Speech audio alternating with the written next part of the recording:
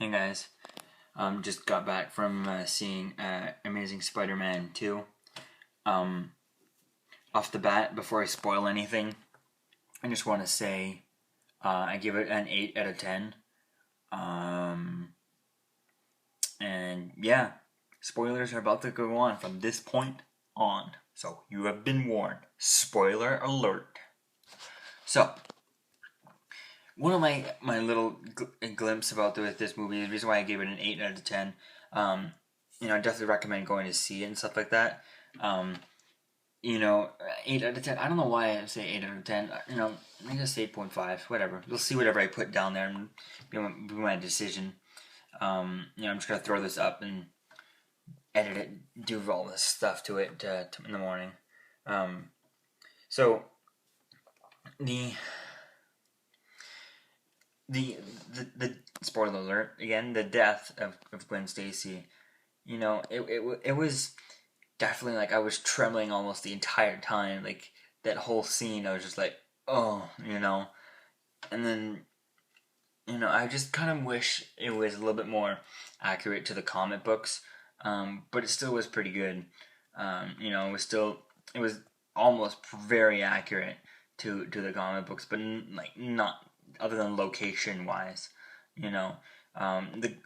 The Goblin, he was okay. It was not as good as the first one from the first Tobey Maguire movie and stuff like that. He didn't have that laugh down at all. Actually, the guy from the Shadows had a better laugh to it at all. But whatever. Like I forget what his name is, Flisk or something like that, or Flirk or whatever.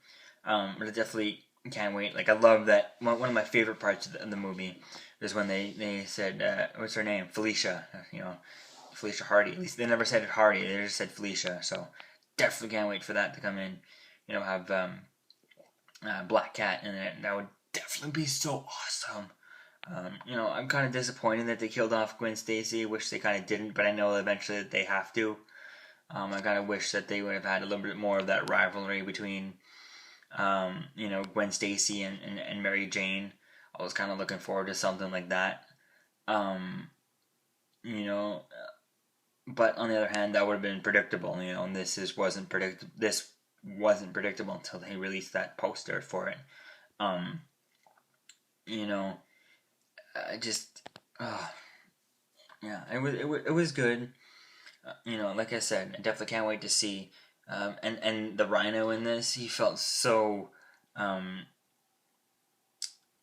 like so overhyped, and basically like you see the Rhino, you literally see all of the Rhino in the trailers. That was one thing that I didn't like. It was like, come on, there's nothing. There was not much. There was like a couple of seconds, maybe like there's probably okay, maybe a minute told of at least footage that I hadn't seen in trailers.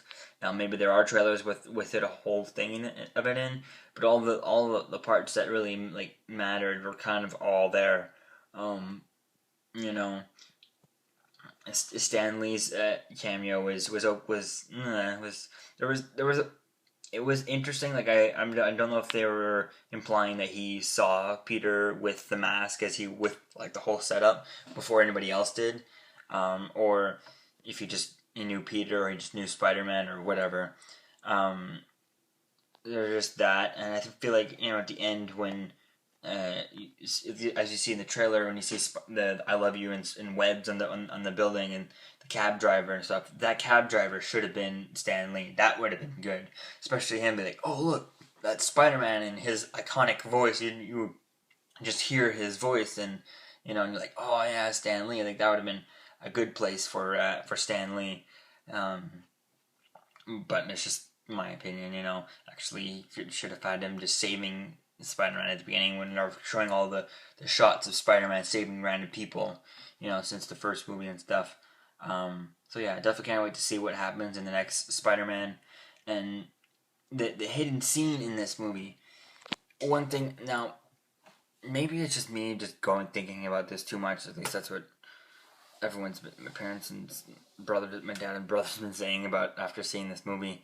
Um, the hidden scene, you know, the trailer of the scene from X-Men Days of Future Past. Oh my god, that. So I'm kind of confused. Does it connect to it or does it not connect to it? You know, I don't think it will connect to it. I guess I'm leaning on it doesn't connect to it at all because they don't own the rights to it and stuff like that. So I just don't see why they would do this, you know, because it seems so confusing to the viewers. You know, is it all connected? Is it not? You know, I was hoping at the end to see another trailer or something to connect it all to, you know, Age of Ultron or something like that. But whatever. So yeah, this is getting long and yeah, that's it. I liked it. It was pretty good. Go see it. I recommend it. Well, if you haven't seen it and you've gone this far, then you've spoiled almost the entire movie for you. So, go see it. Peace out.